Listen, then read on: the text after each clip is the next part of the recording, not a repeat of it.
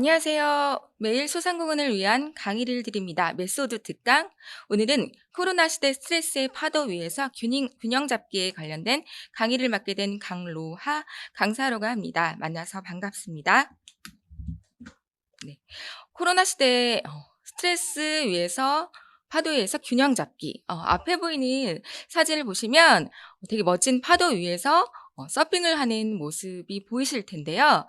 오늘은 우리가 이 코로나 시대에 받는 스트레스에 관련해 이 파도를 스트레스라고 보고 그 위에서 우리가 균형을 잡을 수 있는 방법들에 대해서 이야기를 해볼까 합니다.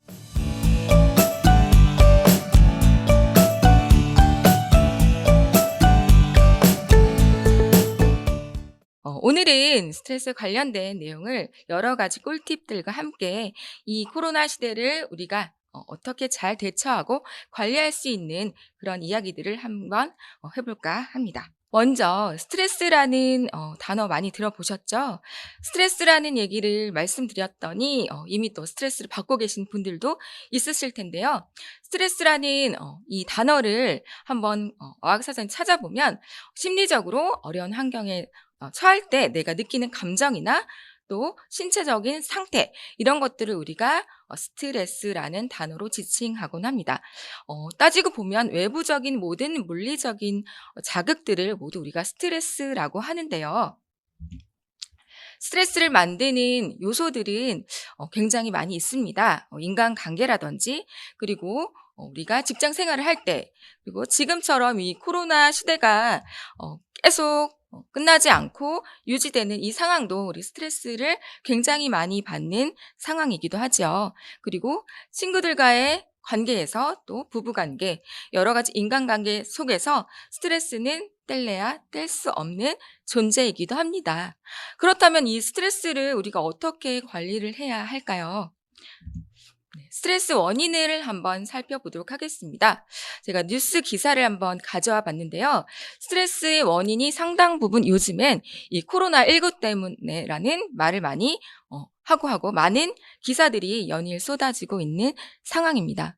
우리 선생님들께서도 코로나 이 시대 때문에 많은 어려움과 스트레스를 받으셨을 텐데요. 그렇다면 이렇게 계속 스트레스의 원인이 있지만 코로나가 끝나지 않은 이 상황에서 어떻게 이 스트레스를 잘 관리하고 또 이 스트레스 우리가 대처를 해야 되는지 그 방법들을 한번 하나씩 알아보도록 하겠습니다.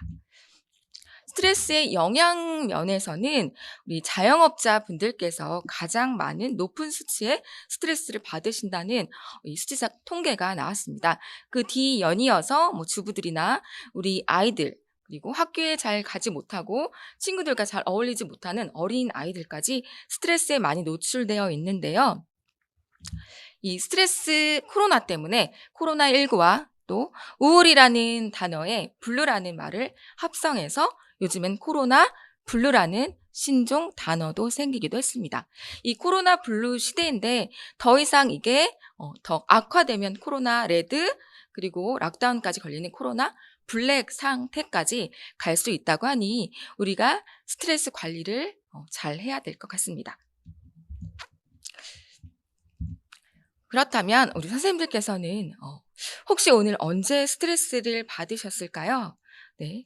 많은 분들께서 지금도 받고 계실 수도 있고 이렇게 강의를 들으시면서도 나 스트레스 받는데 이걸 꼭 들어야 돼 하는 분들도 계실 거고요. 또 여러 가지 아침에 일어난 상황들로 인해서 스트레스를 많이 받으셨을 거라고 예상이 됩니다. 스트레스는 우리가 누구나 받게 되어 있는데요. 우리가 아침에 잠에서 깨어났을 때 그때도 우리의 몸은 스트레스를 받는 상황에 놓이게 됩니다. 앞에 그래프를 보시게 되면요. 코티졸이라는 분비량이 곡선이 나오게 되는데요. 이 코티졸은 스트레스 호르몬의 한 가지라고 말씀드릴 수 있습니다. 그런데 이 코티졸 분비량이 아침 6시에서 9시 사이에 가장 높은 수치를 그리고 있어요. 이유는 우리가 아침에 기상을 할 때, 잠에서 깨어날 때 무의식 상태의 온 몸의 세포들이 깨어나기 위해서는 자극과 또 굉장히 많은 에너지가 필요하게 됩니다. 그럴 때 이 코티졸이라는 이 호르몬이 굉장한 에너지를 쏟으면서 우리 몸이 잠에서 깨어나게 되는데요. 이 또한 우리 몸이 받게 되는 스트레스의 상태라고 보시면 되겠습니다. 그래서 이 스트레스는 우리가 안 받을래야 안 받을 수가 없는 그런 상황인 것이죠. 대표적인 스트레스의 호르몬을 보시면 코티졸과 우리 아드레날린으로 많이 알려져 있는 에피네프린이라는 호르몬이 있는데요. 이 두 호르몬 모두가 이 스트레스 상황에 있어서 굉장히 높은 에너지를 올리게 되고요. 그리고 몸의 혈압이라든지 또 심장 박동수라든지 그런 부분에서 원활하게 굉장히 높은 수치의 에너지를 내뿜게 되는 상황을 이야기를 합니다. 그래서 이 아드레날린이 뿜뿜할 때는 우리 몸의 근육이 커지게 되고요. 그리고 내 몸의 근육이 굉장히 커졌기 때문에 과시하는 약간 전투 모드로 상승되는 효과도 있습니다. 이 호르몬을 우리가 어떻게 관리를 하느냐에 따라서 스트레스 관리를 할 수 있으니까요. 한번 이 호르몬의 우리 상태를 한번 지켜보실게요. 우리 스트레스라는 단어는 꾸준히 우리가 살아가면서 아까 전에 뗄래야 뗄 수 없는 그런 단어라고 말씀을 드렸습니다. 그렇다면 이 스트레스를 우리가 언제든 누구나 받을 수밖에 없는 상황이기 때문에 이 스트레스 관리하는 방법이 굉장히 중요한데요. 스트레스는 이런 성격이 있어요. 내 몸이 스트레스를 받는 상황이었을 때 우리 몸은 그 상태를 유지하려고 하는 독특한 습성이 있습니다. 이를 바로 스트레스의 항상성이라고 이야기를 하는데요. 만약에 내가 스트레스에 노출된 상황이었을 때 이를 잘 관리하지 못했을 경우에는 계속 스트레스의 상황에 유지가 되는 것이죠. 반면에 이 스트레스 상황에서 적절한 관리와 또 내가 원활하게 스트레스를 그때그때 조금은 해소를 한다고 한다면 우리 몸은 그 이전의 상태로 온전한 상태로 다시 돌아갈 수 있는 것이죠. 그래서 우리 몸이 스트레스의 항상성에 노출되지 않도록 관리를 해야 되는 것이 오늘의 키포인트입니다. 간단한 방법으로는 스트레칭을 하는 방법들이 있는데요. 우리가 조금 피곤할 때 손깍지를 껴고 좀 기지개를 핀다거나 아니면은 좀 뻐근할 때 온몸을 좀 약간 스트레칭을 쫙 펼쳐주면 약간은 개운한 그런 느낌들이 드실 거예요. 이것도 우리 스트레스를 관리하는 하나의 방법이라고 생각하시면 되겠습니다. 스트레스는 이 바쁜 현대인들이 해소는 할 수 없고요. 늘 지속적으로 노출되는 부분이기 때문에 관리를 해야 된다. 이런 얘기를 말씀을 드리고요. 오늘은 그 관리 방법에 대해서 제가 하나씩 좀 설명을 드려보겠습니다. 자, 관리 들어가겠습니다. 네, 첫 번째 1단계입니다. 스트레스 나침반 마음 균형 잡기인데요. 우리 몸은 여러 가지 부분으로 나눠져 있습니다. 신체, 그리고 내 속에 생각하는 인지, 그리고 또 인지로 인해서 우리가 겪게 되는 감정, 그리고 여러 가지 감각기관이 있는데요. 스트레스 상황에 있어서도 만약에 내가 몸은 개운한데, 몸은 아무렇지도 않은데 정신적으로 스트레스를 많이 받는 상황일 수도 있고요. 혹은 몸은 건강하지만 정신적인 스트레스 받을 수도 있고, 반면에 정신적으로는 괜찮아요. 난 아무렇지도 않은 것 같은데 여기저기 온몸이 아플 수도 있고요. 그리고 항상 부정적인 생각 때문에 또 거기서 오는 스트레스를 받을 수가 있고요. 또 여러 가지 감각기관, 눈이라든지 우리 눈, 코, 입 여러 가지 감각기관에 대해서도 이렇게 균형이 잡히지 않는 스트레스의 상황에 있어서는 밸런싱을 잘 맞춰줘야 우리가 어느 부분에 적절한 에너지를 쏟게 되는지, 우리 몸에서 어느 부분으로 조금 더 신경을 써주고 관리를 들어가야 되는지 스스로 아는 방법부터가 가장 첫 번째 단계라고 말씀을 드리도록 하겠습니다. 스트레스 밸런싱의 그 첫 번째 방법은요, 나한테 집중하는 것입니다.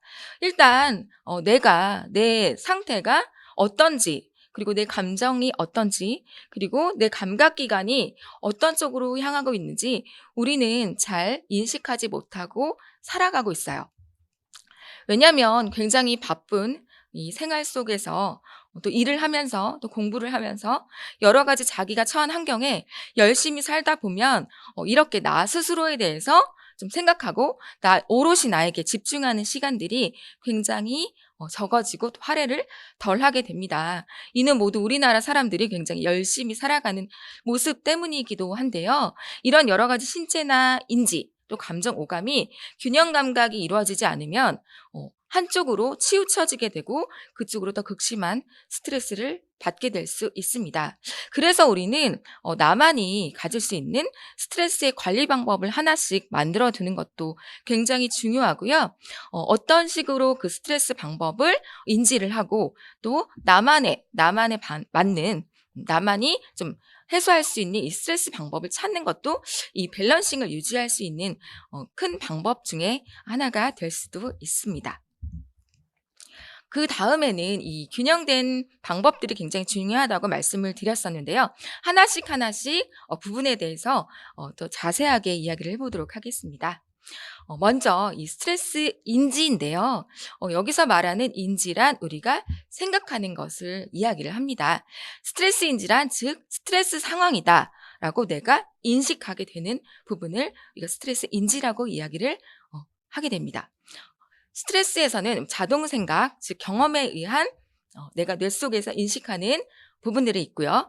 또 내가 인식을 했을 때 이 상황이 부정적으로 인식이 되는지 혹은 또 긍정적으로 인식이 되는지 조금 과하게 받아들여지는지 혹은 너무 위축돼서 축소해서 이거를 받아들이고 있지는 않은지 그 인지의 오류 부분에 대해서 또 말씀을 드릴 거고요.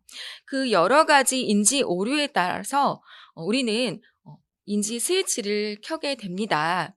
예를 들면 부정적인 인지 오류에 있어서는 내가 하나의 외부에 의한 물리적 자극에 의해서 스트레스를 받게 됐어요. 상대방은 나에 대해서 과한 표현을 한 게 아닌데 내가 이를 오해할 수도 있는 거죠. 우리가 옷가게를 갔어요. 옷가게를 가서 좀 쇼핑을 하는 상황이었습니다. 근데 옷을 고르고 있는데요. 직원분께서 이 옷은 손님 사이즈에 맞지 않고 이쪽 부분에서 좀 고르셔야 될 것 같습니다. 라는 이야기를 건넸습니다. 손님 입장에서는 나보러 뚱뚱하다는 얘기인가? 라고 좀 부정적으로 받아들여질 수 있고요. 점원 입장에서는 안내를 하기 위해서 일상적으로 던졌던 이 멘트일 수도 있어요. 이런 것들을 좀 부정적인 인지 오류라고 좀 설명을 드릴 수 있겠습니다. 이런 부정적인 인지 오류를 우리가 올바르게 하려면 어떻게 생각을 해야 되는지, 그리고 이 스트레스에 대한 인지는 이어져서 우리의 감정과 연계가 되기 때문에 이런 식으로 내가 부정적으로 받아들였으면 즉 이어지는 감정 자체는 기분이 나쁘죠. 기분이 나쁘게 되면 오늘 하루 종일 내 심기가 더 불편해질 수 있고요. 두통이 올 수도 있습니다. 그렇기 때문에 이 올바른 스트레스에 대한 인식 자체, 인지가 중요하고요. 그에 연계되는 감정 관리가 중요하겠습니다. 자동 생각이라고 제가 설명을 드렸는데요. 자동 생각은 지난 나의 경험에 의해서 어떤 상황에 이 상황을 받아들였을 때 이를 좀 객관적으로 살펴보지 못하고 좀 논리적으로 사고를 해보지 않고 이거는 이런 걸 거야 라고 단정 지어 버리는 것을 우리가 자동 생각이라고 합니다. 예를 들면 내가 어렸을 때 계곡이나 바닷가에 가서 놀러 갔을 때 물에 빠졌던 기억이 있어요. 그랬을 때 또 친구들이 이번 여행은 바다로 갈까? 계곡으로 갈까? 했을 때 바로 생각해 버리는 것들이죠. 즉 바다에 놀러 가면 또 빠질지도 몰라. 거긴 위험해. 이런 것들을 우리가 자동 생각이라는 단어를 이야기를 하고요. 이 부정적인 경험은 연달아서 부정적인 생각을 하게 된다. 이를 바로 자동 생각이라고 이야기를 합니다. 이 자동 생각이 아까 말씀드렸듯이 부정적인 인지 오류를 만들게 되고 이는 곧 부정적인 감정을 만들게 되니까요. 이 자동 생각 자체를 우리가 객관적으로 혹은 논리적으로 해볼 만한 필요가 있다는 거겠죠. 뇌의 특성은 우리가 외부의 자극을 받았을 때 새로운 감정을 찾기보다는 이전의 경험에 의해서 생각하거나 그때 받아들였던 이런 습관을 그대로 형성하는 이런 특성이 있습니다. 그렇기 때문에 현실에 맞는 지금 상황에 맞는 이 물리적인 특성을 예전의 기억으로 대체해 버리는 것이죠.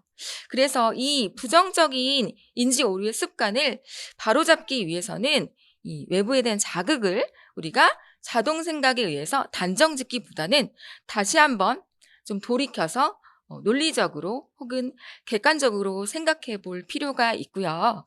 이를 좀 실천하기 위해서는 어 우리가 종이에 좀 기록을 해 본다거나 조금 곰곰이 생각해 볼 그럴 습관을 들이시는 것을 추천을 드립니다. 또 사람마다 굉장히 부정적인 성향 혹은 굉장히 긍정적인 성향을 가진 분도 계시고요. 그리고 똑같은 상황에 똑같은 이야기를 들었을 때도 굉장히 외향적으로 말씀을 하거나 생각하는 분도 계시고요. 그리고 굉장히 내향적으로 소극적으로 생각하는 분들도 계십니다. 이것도 마찬가지로 어디 하나 치우치지 않고 밸런싱을 맞추는 것이 중요하다고 말씀을 드려 보겠습니다. 스트레스 관리 3 단계인데요. 이렇게 우리가 올바른 인지와 그리고 거기에 따른 감정 상태에 의해서 우리 몸은 여러 가지 신호를 보내게 되죠. 예를 들면 부정적인 생각에 의해서 부정적인 감정이 들었어요. 아까 잠시 설명드렸었던 두통이 그 하나의 우리 몸에서 보내게 되는 신호의 일종이라고 보시면 되겠습니다. 우리가 굉장히 신경을 많이 쓰면요. 두통이 생길 수 있고요. 그리고 몸의 피로가 계속 꾸준히 쌓여 있어요. 그러면 거기에 따라서 '스트레스 받는 상황이다.' 혹은 '내 몸에 피로가 쌓여 있다.' 이랬을 경우에는 어깨가 결리고 또 어깨 근육통이 또 생길 수도 있고요. 그리고 우리가 소화가 안 될 수도 있습니다. 외부에 대한 이 스트레스 상황에서 여러 가지의 신체 신호들이 이렇게 발생을 하게 되고 또 보이게 되고요. 그중 또 어떤 분들은 스트레스 받는 상황에 있어서 밤에 잠을 못 자거나 또 밤새 불면증에 시달리는 분들도 계십니다. 그런데 이러한 내 몸의 신호들이 많은 분들께서 그냥 간과하고 지나치시는 분들이 많이 계세요. 두통이니까 조금 있으면 괜찮아지겠지. 근육통이 있어도 어, 만성 피로니까 어쩔 수 없지 하시는 분들도 계실 거고요. 또 소화가 안 되거나 또 이럴 때는 소화제 하나 먹으면 괜찮겠지. 또 불면증에 시달리는 분들은 원래 나는 원래 야행성이니까 하고 그냥 넘어가 버리시는 분들이 많이 계십니다. 이런 것들이 쌓이고 쌓이면 굉장히 우리 몸의 신체에서도 또 부정적인 영향으로 끼칠 수가 있고요. 나중에 이어서는 건강적인 악화, 그래서 만성 두통, 또 만성 소화불량에 시달리실 수가 있겠습니다. 그래서 적절한 관리가 필요하실 텐데요. 이러한 내 몸의 신호들이 왔을 때 어떻게 하면 우리 몸을 좀 관리할 수 있을지 간단한 좀 팁들을 좀 알려드려 볼까 합니다. 먼저 우리 스트레스를 받게 되면요. 외부에 의해서 여러 가지 상황들이 있죠. 노출이 되었을 때. 요즘에는 이제 코로나19 때문에 여기 많은 또 선생님들께서도 코로나19로 인한 여러 가지 상황들에 의해서 스트레스를 받으셨던 경험들이 많으실 거예요. 그랬을 때는 이는 아까 말씀드렸던 여러 가지 호르몬에 의해서 작용이 되고요. 우리가 스트레스를 딱 받았을 때 스트레스 호르몬이라고 말씀드렸던 우리 코티졸 그리고 에피네프린이라는 이 호르몬에 의해서 여러 가지 몸의 신체적인 변화가 있게 됩니다. 교감신경 안에서 이런 호르몬을 분출하게 되면요. 심장 박동이 증가되고요. 그래서 더 화가 날 수도 있습니다. 심장 박동이 좀 증가되면서 우리 내 몸의 근육 상태는 펌핑 상태가 되고요. 굉장히 공격적으로 또 그렇게 올라갈 수가 있거든요. 근육이 긴장이 되고 또 호흡은 또 가빠질 수 있고요. 또 소화기관도 또 활동이 억제되기 때문에 또 소화가 좀 안 되고 더부룩할 수 있고 혈압이 상승될 수 있습니다. 이 모든 부분은 호르몬에 의해서 또 스트레스 관리가 잘 안 될 때 과한 호르몬에 의해서 굉장히 신체 신호가 더 과해질 수가 있고요. 이런 상황이 이런 신호가 우리 몸에선 빨리 관리를 해야 돼. 이 스트레스가 많이 받기 때문에 너는 이 스트레스를 좀 대처해서 조금 이걸 가볍게 덜어내 줄 필요가 있어라고 우리 몸에서 신호를 보내주는 겁니다. 이런 것들을 우리 넘어가지 마시고요. 저를 한번 따라서 제가 말씀드리는 팁들을 활용해 보시면 조금은 이 스트레스 상황에서 가볍게 좀 관리를 하실 수 있으실 거예요. 스트레스 관리의 4단계인데요. 스트레스 관리는 우리 몸의 오감에서 또 받아들여지게 됩니다. 우리 몸은 하나의 네트워크라고 생각하시면 되겠는데요. 눈, 그리고 코, 입, 또 귀, 여러 가지 이 감각기관, 손을 통해서도 느낄 수 있고요.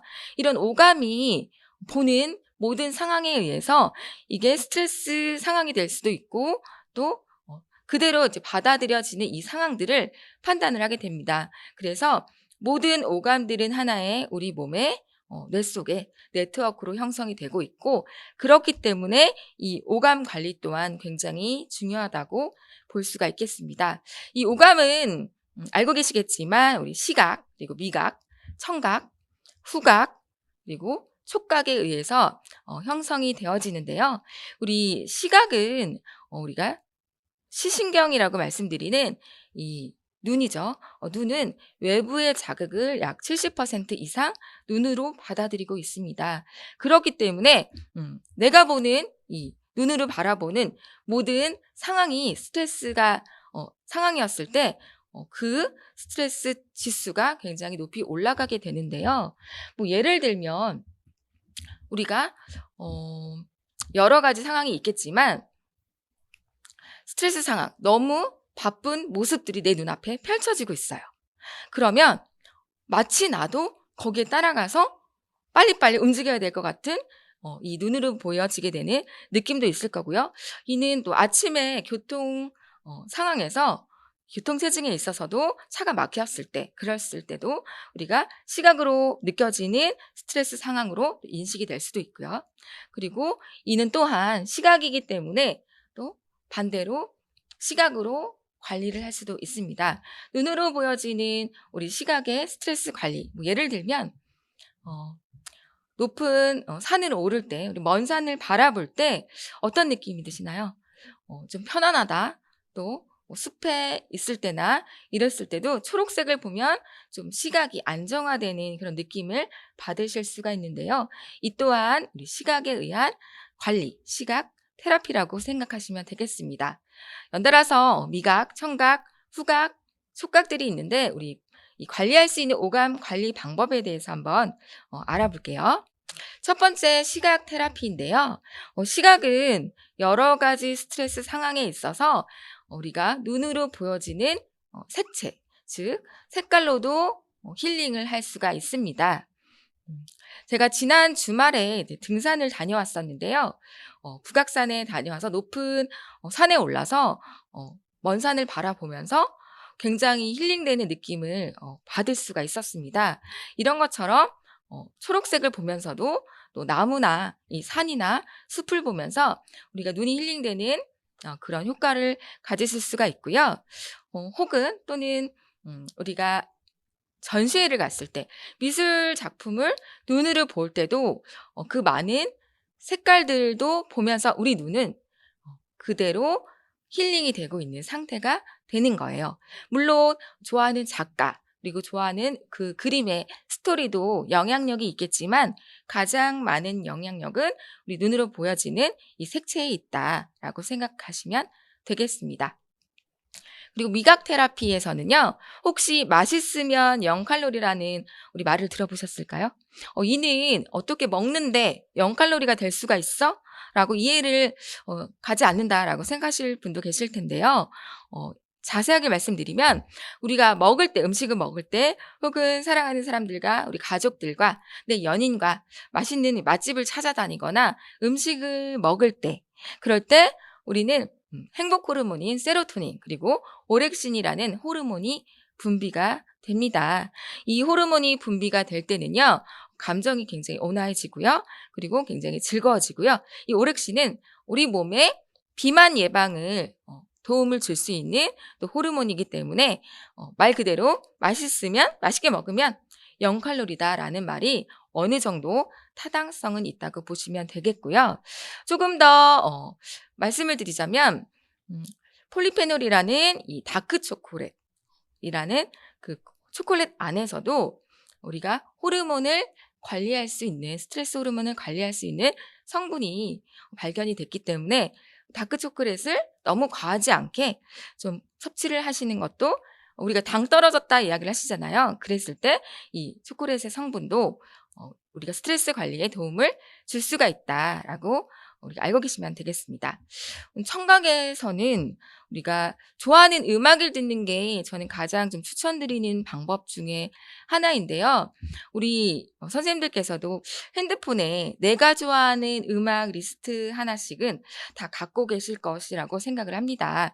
그랬을 때 내가 운전을 하기 시작했을 때 좋아하는 음악을 플레이를 켜고 운전을 하거나 하면 이 듣는 이 상황 자체로만 기분이 전환되시는 것을 느끼실 수가 있는데요. 이도 마찬가지로 우리가 좋아하는 음악을 들으면서 스트레스 호르몬이 감소되는 효과가 있기 때문이고요. ASMR이라는 단어를 들어보셨을 텐데 이 ASMR도 백색 소음 중에 하나라고 합니다. 그래서 이 소음을 들었을 때 마음이 좀 편안해지거나 좀 아무 생각이 안 들고 우리 그런 느낌 받으실 수 있는 것과 좀 마찬가지라고 좀 느끼시면 되겠습니다. 그리고 우리가 불멍할 때 치지직거리는 이 장작 타는 소리도 이 마찬가지로 이 백색 소음 ASMR의 일종이라고 보시면 될 것 같습니다. 또 후각 테라피가 있는데요. 후각은 말 그대로 우리가 냄새를 맡을 때 우리가 냄새를 맡으면서 이 코 안에 이제 세포들이 이 냄새를 인식하면서 가장 신기하게도 많은 단계를 거치지 않고 바로 뇌 속으로 들어가는 것이 이 바로 후각 세포예요. 그러다 보니까 냄새는 바로 뇌 속에서 관장을 하게 되는데 예를 들면 향기를 맡을 때 우리 아침에 우리 음식을 먹을 때요. 맛있는 음식 냄새가 났을 때 굉장히 옛날 생각이 날 수도 있고 엄마가 끓여줬던 옛날에 그 된장찌개 생각이 날 수도 있고요. 이 향기로 인해서 나만의 향기로 인해서 우리가 스트레스 관리를 또 할 수가 있다라고 말씀을 드려보겠습니다. 요즘에는 개인적으로 공방에 가셔서 내가 좋아하는 향기로 만든 나만의 향수를 만들어 가시는 분들도 많이 계신데요. 아로마 테라피도 이 후각 테라피의 일종이라고 보시면 되겠습니다. 여러 가지 이제 아로마라는 이 에센셜 오일이라고 말씀을 드리겠는데요. 식물에서 추출되는 이 원액, 엑기스 상태의 오일을 우리가 에센셜 오일이라고 합니다. 그 오일로 활용하는 것들을 우리가 아로마 테라피라고 이야기를 하고요. 이 아로마 테라피를 효과를 활용하는 데는 예를 들면 우리가 냄새를 맡을 때 조금 후각이 비염이 있거나 혹은 호흡기가 약하거나 하면 페퍼민트라는 이 아로마 오일을 활용해서 냄새를 향기로 이렇게 코로 호흡을 통해서 들이마시거나 했을 경우에는 비염이 좀 완화가 되는 이런 효과도 보실 수가 있습니다. 코막힘 증상이 조금 뻥 뚫리는 효과도 보실 수가 있고요. 자세한 오일들은 추후에 또 질문을 해주시면 제가 설명을 드리도록 하겠습니다. 마지막으로 제가 설명을 드릴 거는 이 촉각인데요. 촉각은 말 그대로 이 몸의 기관들이 느끼는 이런 감정이에요. 예를 들면 우리가 사랑하는 우리 아이를 안아줄 때 굉장히 행복하다는 느낌을 받으실 수가 있고요. 그리고 내가 굉장히 아끼는 나의 강아지라든지 나의 고양이라든지 우리 애묘인들, 애견인들 우리 분들께서는 많이 느끼실 거라고 생각을 합니다. 만져주거나 또 부비부비하거나 이런 촉각적인 스킨십이 이 자체가 굉장히 스트레스 호르몬을 낮추고 행복 호르몬인 도파민과 세로토닌을 뿜뿜하게 분출시키게 만들 수 있는 하나의 방법이 될 수가 있겠습니다. 그래서 저는 주변 분들에게 이렇게 많이 쓰담쓰담 해주세요라는 이야기를 말씀을 드리거든요. 이렇게 내 몸을 이렇게 쓰다듬는 것도 호르몬 분비를 또 촉진시킬 수가 있습니다. 그래서 가끔은 나 스스로를 이렇게 조금 쓰다듬어 주시거나 혹은 스트레스 너무 많이 받는다 그러면 우리가 사랑하는 사람을 조금 약간 안아주거나 고양이를 키우거나 강아지를 키우거나 하시는 것도 이 더불어서 스트레스를 관리할 수 있는 방법 중에 하나가 될 수가 있겠습니다. 정신적인 교감이 같이 들어가기 때문에 우리가 스트레스 관리에 대해서 굉장히도 좋은 방법이 될 수 있겠습니다. 이번에는 스트레스 관리 그 5번째 5단계인데요. 여러 가지 제가 지금 설명드렸었던 인지와 인지에 의한 이 감정의 관계, 그리고 내 몸에서 스트레스 상황에서 보내는 신호들, 그리고 우리 몸의 오감, 감각기관에 의해서 이제 받아들이는 이 감각기관을 어떠한 방법으로 효과적으로 테라피를 하면서 관리할 수 있는지를 좀 설명을 드렸었는데요. 지금은 이 스트레스 건강관리 팁들, 우리 몸에서 신체적인 이 신호를 보냈을 때 우리가 응급적으로라도 임시방편으로라도 스트레스를 가볍게 관리할 수 있는 방법들을 좀 말씀을 드려볼까 합니다. 내 몸을 지킬 수 있는 방법, 근육 이완법이 있고요. 그리고 혈관 관리, 수면 관리 방법에 대해서 말씀을 드려보겠습니다. 첫 번째인데요. 우리 선생님들께서 화면 보시면서 같이 따라해 주시는 것도 되게 효과적인 방법이실 수 있을 것 같아요. 먼저 손깍지를 이렇게 손가락 안쪽으로 껴주시겠습니다. 안쪽으로 이렇게 껴주셔서 쭉 당겨주시고요. 이것을 지그재그로 한번 비벼주시겠습니다. 그랬을 때 통증이 느껴지시는 부분들이 있으실 거예요. 이랬을 때 저는 이 손가락이 아픈데요 라고 말씀하시는 분들이 계실 거예요. 네, 맞습니다. 우리 손가락은 우리 온 몸의 근골격계의 축소판이라고 할 수가 있는데요. 내 몸의 상태가 굉장히 안 좋다, 근육이 굉장히 많이 수축이 되어 있다 했을 경우에는 이렇게 손깍지를 꼈을 때도 통증이 더 심해질 수가 있습니다. 그랬을 경우에는 이렇게 깍지 끼고 계속 지그재그로 손가락을 좀 풀어주시면 이 상태로 풀어주시면 조금은 완화시킬 수 있는 방법이 되실 수가 있어요. 여기서 조금 더 이어지는 방법들은 몸을 스트레칭을 쭉 펼쳐서 하신다든지 기지개를 쭉 펴신다든지 하는 방법도 우리 몸에 경직된 근육을 풀어줄 수 있는 하나의 꿀팁들이 되겠습니다. 자극 포인트가 빨간색으로 표시된 부분이니까요. 겉쪽으로 이렇게 끼시면 효과가 없습니다. 안쪽으로 끼셔야 됩니다, 여러분. 그리고 다음에는 나는 소화가 잘 안 돼요. 스트레스를 받으면 꼭 체해요 하고 말씀하시는 분들이 계세요. 그랬을 경우에는 이런 팁들을 좀 활용해 보시면 좋을 것 같은데요.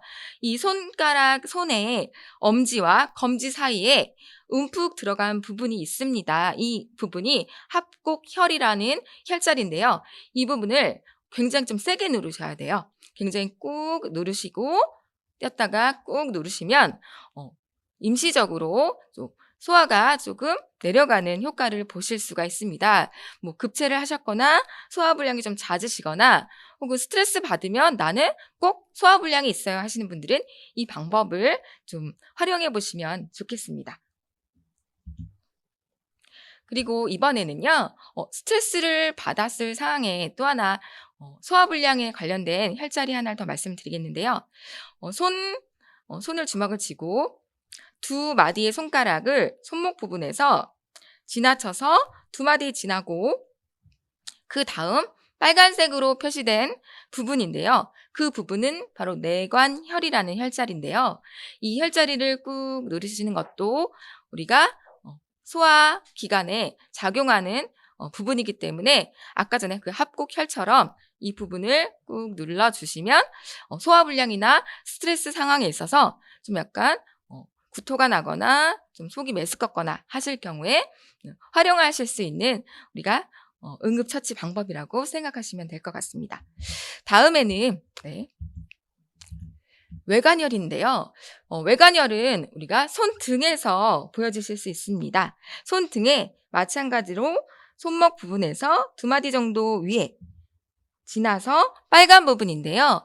감기가 걸리거나 스트레스를 받았을 때 좀 오한이 있거나 좀 내 몸이 좀 으슬으슬 떨리고 감기균이 돈다 하시는 분들은 요 외관혈을 자극을 시켜주시면 체온을 올려줄 수 있는 효과를 보실 수가 있습니다. 체온을 올려주면서 에너지를 조금 약간 발동시킬 수 있는데요. 그래서 이 별명이 다이어트 혈자리라고도 불리고 있습니다. 네, 합곡혈, 외관혈, 내관혈을 이렇게 관리를 해주시면 여러분들께서 이 스트레스 상황에 있어서 신호를 보내는 내 몸에 우리가 즉시적으로 답을 해주실 수가 있겠고요. 그리고 또 방법을 또 말씀을 드릴게요. 우리가 또 스트레스를 또 많이 받았을 경우에 어깨가 굉장히 많이 결리고 무겁다는 생각을 하실 수 있을 거예요. 그랬을 때 스트레스 근육이라고 하는 승모근이 있습니다. 이 승모근을 자극시켜 주시는 것도 스트레스 근육 이완을 시켜줄 수 있는 하나의 방법이 되시겠습니다. 이 빨간 점으로 보여지시는 부분이 바로 승모근의 혈자리이기 때문에 여기를 꾹 지압해 주시는 것도 효과가 있고요. 그리고 견정혈이라는 혈자리고요. 그리고 손깍지를 끼고서 뒤통수에 대고서 내 손을 좀 약간 원을 그려주시면 승모근을 관리할 수 있는 방법들이 또 될 수가 있겠습니다. 평상시에 잘 쓰지 않은 근육을 움직이는 것이기 때문에 어깨가 결리시거나 어깨가 뻐근하신 분들은 이런 것들 활용해 보시면 좋을 것 같습니다. 스트레스를 받았을 때는 우리 뇌는 여러 가지 생각을 하게 됩니다. 스트레스 받았는데 어떡하지? 이 상황을 빨리 벗어나야 될 텐데 그래서 내 몸은 이 스트레스 상황에 있어서 방비태세를 갖춰야 돼. 그렇게 뇌가 이야기를 합니다. 그러면 아까 말씀드렸듯이 스트레스 호르몬을 발동시키게 되고요. 그 코티솔이나 아드레날린이라는 스트레스 호르몬을 발동시키면서 과하게 이 스트레스 호르몬이 분출이 될 경우에는 지속적으로 관리를 하지 못하고 날려버리지 못하면 계속 우리 몸에 쌓여 있습니다. 그러다 보면 굉장히 과한 스트레스 항상성이 유지가 될 수 있고요. 여태까지 말씀드렸던 여러 가지 방법들과 꿀팁들로 스트레스를 관리를 해보시면 될 것 같습니다. 만약에 스트레스를 이렇게 관리를 하지 않으시고요. 그대로 방치를 하게 된다면 내 몸의 에너지가 점점점 이렇게 줄어들으실 거예요. 지금까지 말씀드렸던 내 몸 사용 설명서였고요. 조금 더 건강 상식 하나만 조금 드리자면 내 몸에 있어서는 혈관의 건강도 굉장히 중요하다고 말씀을 드려보겠습니다. 혈관의 건강은 통계청에 의한 이 그래프를 보면 아시겠는데요. 각종 암이나 뇌혈관, 심장질환, 당뇨병 이런 증상들이 보면 사망되는 이런 원인들로 보여질 수가 있는데요. 혈관이 그만큼 굉장히 중요하다라고 좀 말씀을 드려보겠습니다. 콜레스테롤이라는 단어를 들어보셨을 거예요. 콜레스테롤은 과연 좋은 것일까요? 나쁜 것일까요? 네. 나쁜 것이다. 혈관을 막히게 한다라는 이야기를 또 하시는 분도 계실 텐데요. 이걸 좀 자세하게 설명을 드려보겠습니다. 우리 혈관 안에서는 이렇게 여러 가지 적혈구, 백혈구, 혈소판, 혈장들이 이렇게 흐르게 됩니다. 그랬을 때 이렇게 흐르면서 내 몸 안에, 혈관 안에 상처가 날 수가 있어요. 그랬을 경우에는, 상처가 났을 경우에는 콜레스테롤에 의해서 이렇게 혈전이 점점 높이 쌓이게 됩니다. 이거는 상처를 보호하기 위해서 우리 몸 스스로가 방어를 하는 부분인데요. 그렇다면 이 콜레스테롤은 반드시 나쁜 것만은 아니죠. 그죠? 하지만 이런 혈전들이 쭉쭉쭉쭉 쌓이다 보면 혈관이 좁아지게 될 수도 있거든요. 그때 이 콜레스테롤의 방법인 HDL 그리고 LDL이라는 이 수치가 있는데요. 이 콜레스테롤의 HDL이 좋은 콜레스테롤, 그리고 LDL이 나쁜 콜레스테롤입니다. 이 밸런스를 좀 잘 유지해 주시면 우리가 혈관 관리도 좀 효과적으로 할 수가 있고요. 이거는 수면 관리, 그리고 우리가 먹는 것들, 이런 것들에 의해서 관리를 하실 수 있는 부분입니다. 혈관이 이렇게 스트레스를 받으면 혈리가 올라가면서 또 혈관이 좁아지게 되고요. 혈전들이 쌓이게 되면서 혈관이 막히게 될 수 있기 때문에 혈관 관리도 굉장히 중요하다고 말씀을 드리겠습니다. 그리고 마지막으로 우리 건강한 수면인데요. 우리가 잠을 잘 때 우리 몸은 이러한 수면의 단계를 거치게 됩니다. 깊은 수면, 그리고 얕은 수면, 우리가 들어보셨을 법한 렘 수면 단계인데요. 우리가 8시간, 9시간 이 자는 동안 한 5-6회 정도의 이 사이클을 거치게 됩니다. 렘 수면은 눈을 깜빡깜빡할 수 있는 가수면 상태이기 때문에 이 수면 상태에서는 다른 사람이 말하는 게 좀 들리는 의식이 약간 있는 상태거든요. 그렇기 때문에 렘 수면이 오래 지속되는 것은 숙면을 취할 수가 없어요. 그러다 보니 이 깊은 수면을 우리가 취했을 경우에만 여러 가지 호르몬이 나오면서 우리 몸의 세포들이 충분한 휴식을 받을 수 있는 시간이라고 생각하시면 되겠습니다.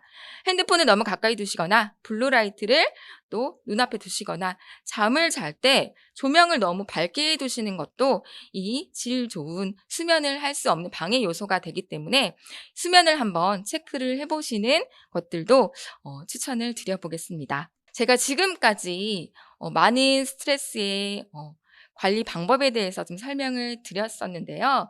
이 스트레스라는 파도 위에서 우리가 서핑을 하면서 균형 감각을 잘 우리가 유지를 해야지만 서핑을 더 재밌고 즐겁게 탈 수가 있잖아요. 질문이나 또 궁금하신 거 있으시면 우리 채팅창에 같이 질문을 해주시면 제가 충분히 답변을 해드리도록 하겠습니다.